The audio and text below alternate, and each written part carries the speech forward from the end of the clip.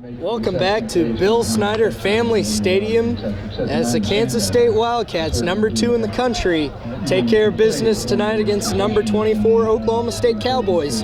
K-State wins it 44-30. Boy, was it close, as a lot of interesting things happened here tonight. We saw back-to-back kickoff returns for touchdowns, one by Tyler Lockett and one by Oklahoma State. We saw both starting quarterbacks go out of the game with injuries, and obviously every K-State fan is worried about Colin Klein and his health. We don't know the condition of Colin Klein or whether he'll be able to play next week, and I don't think really anyone knows that.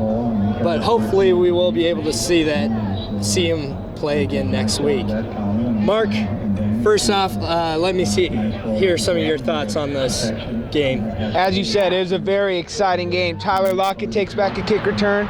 Oklahoma State responds. It's one of those matches where both teams really played hard and aggressive. There were a lot of mistakes made by both teams, but we talked about in the pregame, Oklahoma State, this was for their championship. They were the Big 12 champions last year.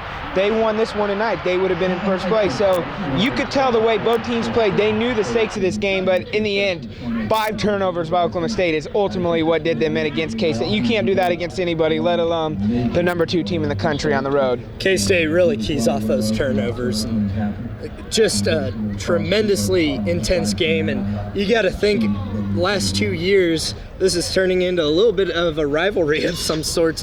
Last year's thriller, 52-45 Oklahoma State win down in Stillwater. This year's 44-30 win here in Manhattan for the Wildcats.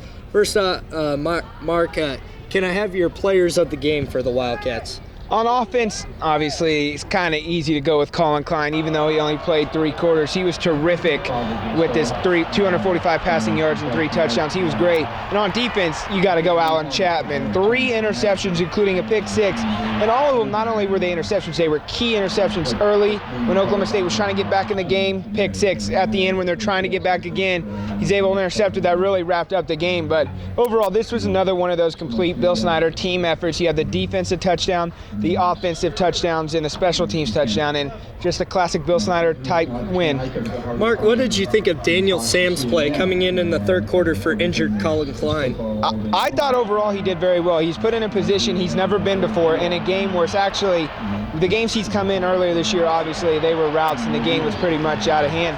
But this was a game where one turnover could have really changed the game, and he made enough plays, didn't get quite touchdowns, but he's able to drive them down the field, take time out the clock, and get field goals that ultimately helped win the game for the K-State. Daniel Sams needed to make some huge throws over the course of the fourth quarter as Oklahoma State was knocking on the door right behind K-State, really keeping K-State under pressure.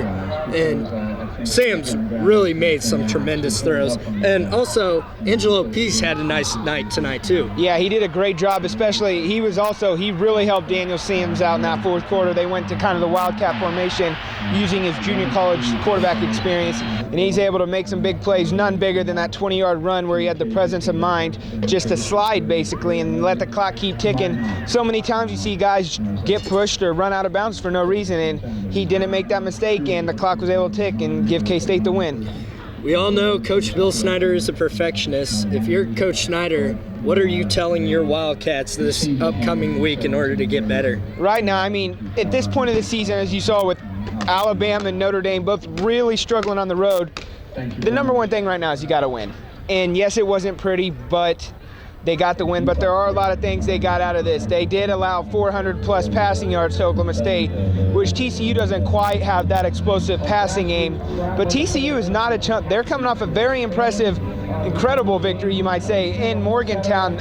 A double overtime, 2-point conversion to win it. And TCU's got a couple guys. Aaron Boyce may be the best receiver in the Big 12. He's big time. And TCU's going to be a very tough environment. K-State's never been there before, so it'll be a very fun game. But I expect Bill Snyder to take this game and get what he needed out of it and be ready for TCU next week. Man, that's going to be a tough game next week as K-State makes their first trip to Fort Worth, Texas. They will be the #2 ranked team in the country for a second straight week as the Wildcats escape, if you want to say, here out of Manhattan with a 44-30 win. For Mark Kern, I'm Jeremy Bohn, here with the Wildcat 91.9.